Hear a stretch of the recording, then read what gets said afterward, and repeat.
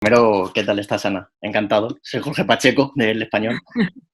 Ya te tengo ahí ubicado. Bien, bien, bien. Aquí en mitad de, bueno, vacaciones no, porque con Neutral no he desconectado, pero bueno, encantada porque creo que está gustando mucho el docu y son unas buenas fechas también para lanzarlo porque hay mucha gente en casa, niños, niñas y demás, así que nada, muy contentos de la apuesta de HBO. Una buena forma, ¿no?, de despedir el año. Total. Bueno, pues para empezar, ayer estaba viendo el capítulo y me llamó la atención cómo empieza todo esto, cómo Ana Rosell al final empieza con una servilleta, con ese guiño a cómo se fichó a Zidane, Florentino. Imagino que en vuestro caso no hubo servilleta, pero ¿cómo surge la idea de hacer el documental? Pues no hubo servilleta, hubo una victoria impresionante y sobre todo un discurso de la capitana de Estados Unidos. Recuerdas que ganaron el Mundial y estábamos planteando proyectos con Exile, que son nuestros socios en Estados Unidos, entre varios temas, hemos anunciado otros ya y otros que estamos trabajando. Nos dijeron que para ellos era importante y sorprendente, como en un país tan futbolero como España, la repercusión había sido diferente y también porque es un país en el que, como sabes, en las actividades extraescolares y en los coles lo más extendido es el fútbol para niñas, ¿no? Sí. También explica eso un poco lo que pasa luego con Megan, ¿no? En ese discurso tan maravilloso. Entonces nos decían qué posibilidades podíamos explorar y a ellos les parecía que lo poco que nos había contado era que existía un equipo llamado Tacón que acababa de ascender y que estaba intentando que el Madrid lo pasara a formar parte de sus categorías, ¿no? Entonces, ese verano, que fue de hace yo creo que 2 años, cuando ganan el Mundial, volvimos y empezamos a explorar la posibilidad con Tacón entonces, porque todavía no era el Real Madrid. A Ana y a Manuel les pareció que era muy chula la idea, no sabíamos si se iba, hasta que vimos en la asamblea que sí, que todo ese proceso con el que ella había soñado iba a terminar así, pero empezamos a grabar desde muy al principio. De hecho, el equipo empezó creo que en julio o en agosto de ese año. Vivimos el primer partido que se verá en el documental de Liga recién ascendidas contra el Barça, esa derrota tan tremenda, y cómo van dando esos pasos también, ¿no?, dentro del Tacón. Así que el sueño viene de Exile. Exile es quien nos dice, oye, intentemos esto y bueno, se lo planteamos al Tacón. Luego hemos seguido grabando cuando ya era en Real Madrid hasta lo que se va a ver en el documental. O sea, de primera vosotros tampoco teníais muy claro que esto fuera a acabar en lo que ha acabado siendo el Real Madrid.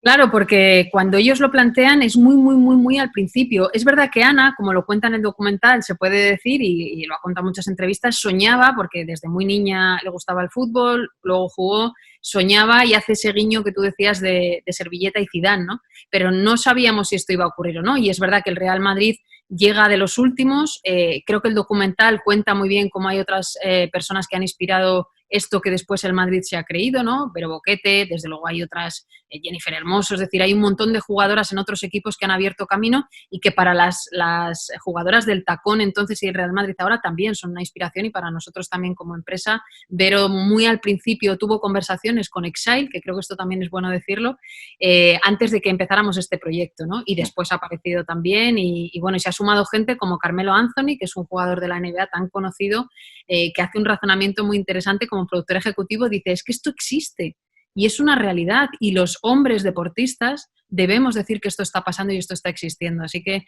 estamos muy contentos, no hay mejor manera de empezar, ¿no?, y de apostar por una producción así y además encantados de que HBO se lo haya creído también. Y al principio, cuando empieza todo este proyecto, ¿cuáles son las premisas o cuáles son los objetivos que queréis vosotros plasmar en el documental? ¿Qué es a lo que se quiere llegar? Pues al principio era más ver cómo ellas se adaptaban a la primera división, que es verdad que es un proceso muy doloroso, porque para empezar, pues es una derrota contra un equipo Claro. tan importante como el Barça duele, ¿no? Pero luego, según el sueño, ¿no?, de Ana de conseguir entrar en el Real Madrid, se va viendo que puede ser posible, es ese cambio, ¿no?, de un equipo de barrio que juega en las Cárcavas. Ellas mismas cuentan en el documental cómo no podían estar mucho rato entrenando porque llegaban los chicos y las quitaban, o por ejemplo, me ha gustado mucho cómo cuentan las jugadoras que tenían muy pocos balones para entrenar cuando estaban en las Cárcavas y de repente llegas a la ciudad deportiva, ¿no?, y es todo facilidades, son los mismos campos de entrenamiento que para ellos, el staff técnico mejora, aumenta y bueno, dicen que los niños de las categorías inferiores todavía hoy, o más al principio, las miraban como, uy, hay mujeres aquí jugando, ¿no? Y eso, que acaba siendo muy natural y está siendo una conversación global en la sociedad, se plasma muy bien en el documental. Me hablabas además de la intervención de Vero Boquete, de otras jugadoras que tienen su recorrido en el fútbol femenino español y hablan de esa necesidad que había de que el Real Madrid se metiera en lo que es el fútbol femenino. Supongo que para ti también era necesario que se metiera el Madrid en esto para terminar de dar voz a este Sí, deporte. y además creo que alguien con tanta autoridad moral como Vero, porque yo al fin y al cabo soy una aficionada, ¿no? Y me gusta mucho el deporte y me gusta mucho el fútbol también y ahora la sigo todavía más, ¿no? Pero creo que alguien como Vero tiene autoridad moral para decir es muy importante que un equipo grande como el Real Madrid se sume, porque eso va a ser bueno para todas. La apuesta que ya habían hecho los equipos que hemos dicho, el Barcelona, el Atlético de Madrid o el Atlético de Bilbao, existía, pero el hecho de que se sume un player tan grande como el Madrid a nivel mundial, pues es muy bueno para todas, ¿no? Pero creo que es mucho mejor ponerlo en boca de Vero porque evita las suspicacias de quien pueda pensar, claro, el Real Madrid sí, es que es bueno, ¿no? Y lo dice ella y lo defienden muchas más jugadoras. Otro de los temas que se trata en el documental es la discriminación, el machismo, la maternidad o la diversidad sexual. Supongo que todos estos asuntos tan espinosos que llegan a ser al final en nuestro día a día, es importante plasmarlo con naturalidad, ¿no? Esa es la clave. Para mí, la clave de ellas es, siempre digo que la valentía, pero por otro lado también está esa naturalidad que tú apuntas, ¿no? De una manera orgánica y normal, te cuentan que van a los partidos cuando es un viaje largo estudiando, cosa que no vemos en otros deportes de chicos. Vemos como Babette, cuenta todo el proceso con su pareja de tener un bebé, que es otra mujer, y esto no lo vemos tampoco en el deporte masculino, ¿no? Y yo imagino que en el deporte masculino también hay homosexuales, ¿no? Quiero pensar que en tantos equipos y en tantos lugares seguro que hay alguna persona que lo es. Pero ellas lo cuentan de una manera muy natural. Y eso no significa que para ellas no tenga un coste. Para ellas también tiene un coste. Porque, bueno, algunas de ellas han sufrido en el colegio el coste y saben perfectamente lo que es. Pero llega un momento en sus vidas que de manera muy natural, pues lo cuentan, quienes tienen pareja, quienes no, de una manera muy natural, hablan de la regla, hablan de la maternidad.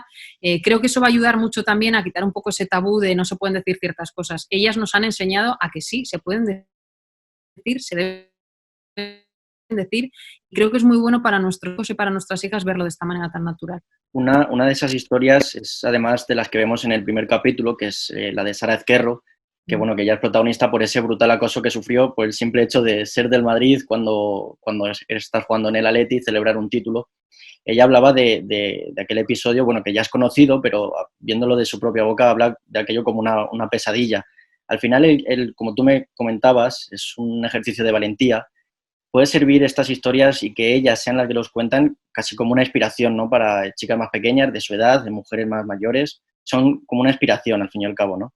Sí, porque además el camino de Sara, que no ha sido fácil tampoco, tú lo decías, ella de una manera muy naif publica aquella foto en el Bernabéu, ella todavía era portera del Atleti, entonces a la afición del Atleti, o vamos a decir a una parte, porque creo que no es bueno generalizar, a una parte de la afición no le gusta y hay una parte de la afición del Atleti que se asalvaja contra ella, ¿no? Y esto muchas veces lo vemos en todos los equipos, ¿no?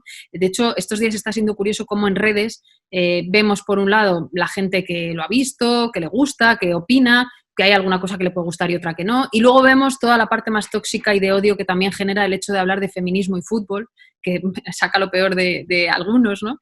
Y Sara lo cuenta muy bien. Entonces yo creo que cuando mucha gente se enfrente al acoso en redes, que es una cosa muy habitual y que a mí me está pasando de nuevo otra vez estos días por hablar del documental, sabrá que hay otras mujeres y otras personas que han pasado por ahí y que Sara fue despedida incluso del club, pero acabó en el tacón y ha acabado en el Real Madrid poniéndose la camiseta del Real Madrid. No sabemos lo que la vida le va a deparar, a ella, a Esther, a Malena, pero de momento ese camino lo han hecho y no ha sido un camino fácil, ha sido un camino con sufrimiento. Ella tenía mucha ansiedad, lo cuenta en el documental, salir de casa, cada vez que sonaba el timbre pensaba que había gente insultándola.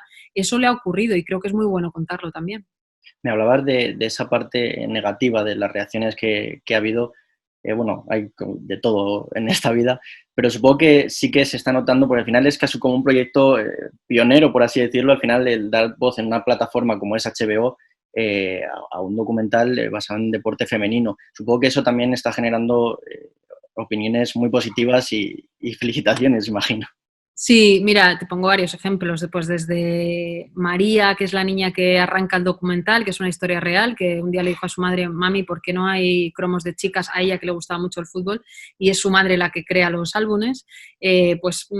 Mucho comentario a favor, ¿no? De arrancar el documental con una niña anónima, que se llama María, pero que no es conocida, y lo que estábamos comentando, ¿no? Las propias jugadoras. Y luego tenemos esa otra parte, me gusta poner como ejemplo el panfleto de Podemos, que habla de las teorías de la conspiración, de que si Florentino ha venido a rescatarme a mí porque no sé qué. Mira, no, en el siglo XXI los hombres poderosos no tienen que rescatar a princesas en apuros. Yo no soy una princesa en apuros, soy una empresaria que gracias a la inspiración de Exile decidimos meternos en esto, que gracias a que HBO ha apostado por ello hay gente como Carmelo Anthony, que no creo que sea tampoco un hombre que necesite nada así ahora mismo más que creer en esta historia, y creo que es muy bueno también que veamos que entrar en el siglo XXI también es sufrir esas jornadas, ¿no? Ese tipo de insultos, por ejemplo, que estoy yo recibiendo y que, por supuesto, y mucho más importante, pueden llegar a recibir las jugadoras, pero hay que hacerlo, ¿no? Yo creo que lo cuenta muy bien Babette, lo cuentan Sara, son ellas las protagonistas y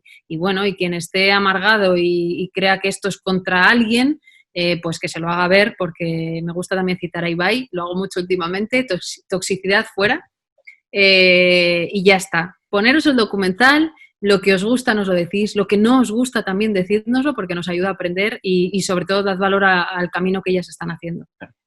Bueno, al margen de estos temas más sociales, también el documental mezcla esa parte deportiva con una narración más empresarial.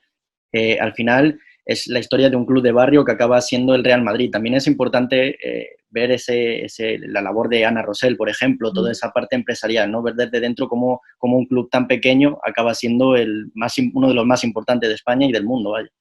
Sí, y cómo han aguantado, porque es verdad que ella desde hace mucho tenía ese pensamiento y pensaba que podía hacer lo posible, habría épocas que seguramente dudó, porque al principio es verdad, lo cuenta en el documental, el Madrid les dijo sí, pero no ahora, no supieron muy bien si eso iba a ocurrir, fíjate si hubiera ocurrido también con la pandemia, ¿no? No sabríamos qué había pasado porque los clubes están también pasando por esa situación económica, ¿no? Entonces, ella lo ha conseguido, lo cuenta, es una decisión empresarial, de hecho narra muy bien cómo dice, vale, ahora no, pero yo voy a conseguir que os acabéis enamorando del tacón, vamos a conseguir subirlo a primera, vamos a reforzarlo en la medida de nuestras posibilidades, y luego ya llegó el Madrid a sus vidas y bueno, trajo más fichajes de fuera, ¿no? Hay muchas de las jugadoras que no aparecen en el documental porque han ido llegando después, o por lo menos no aparecen en estos primeros 4 capítulos. Bueno, ya para ir acabando, hablamos antes un poco de cómo puede llegar a ser incluso lo de un sueño real como pionero en esto de ver un documental del deporte femenino en una plataforma tan grande. ¿Tú crees que puede servir para tirar esa barrera que hasta ahora siempre hemos visto en este tipo de producciones que están más centradas en pues, carreras de mitos o en clubes masculinos? ¿Crees que es también una buena oportunidad para conocer esa historia detrás de las mujeres que están hoy ascendiendo en el deporte femenino? Ojalá, ojalá, mira, yo que me he visto, porque me gusta mucho el deporte, me lo he visto todo. Me he visto el de Mourinho, el de Guardiola, en fin, por supuesto, el que más me ha gustado de todos, sin ninguna duda, y a años luz, es el de Iker, Sí. en Movistar. Primero porque le tengo mucho cariño y mucho respeto y porque me parece que está muy bien contado. Pero hay muy poquitos del deporte de ellas. Quiero recordar el de Carolina, del badminton, pero creo que no hay nada más, ¿no? Y sin Reciente. embargo, claro, pero están ocurriendo cosas bonitas. HBO dice, me lo creo, lo pongo. Hace poco vimos una imagen maravillosa también, jugaba el Real Madrid tacón y varios jugadores del Madrid que estaban también en Valdebebas y acababan de terminar su entrenamiento. Hay una foto muy buena de hay 3 jugadores muy importantes del Madrid viendo el partido. De hecho, sé que Marcelo, Casemiro, más de una vez se han acercado cuando no había pandemia y había público en los partidos a verlo, ¿no? Entonces, de repente es como el mundo al revés está cambiando, ¿no? 3 jugadores del Madrid al otro lado de la valla asomándose a ver a las chicas jugar, ¿no? Pues poco a poco, es verdad que todavía faltan muchos pasos que dar, pero creo que ese tipo de apoyos, el de los jugadores, también es muy importante y, por supuesto, el de los medios y el de las plataformas. Así que yo estoy feliz. La verdad es que nunca me hubiera imaginado, nunca hubiera soñado que HBO tuviera un producto y un proyecto de Neutral y cierro el 2020 con esta buena noticia. Bueno, pues muchas gracias por atendernos, Ana, y, Gracias a ti, Jorge. y que siga yendo la serie muy bien, que yo por lo menos la disfrutaré mucho. Bueno, pues ya si ves el resto de capítulos ya me dirás a ver qué te parecen, ¿vale? Perfecto, bueno, muchas gracias. Gracias, un beso, Jorge. Feliz año. Chao, igualmente.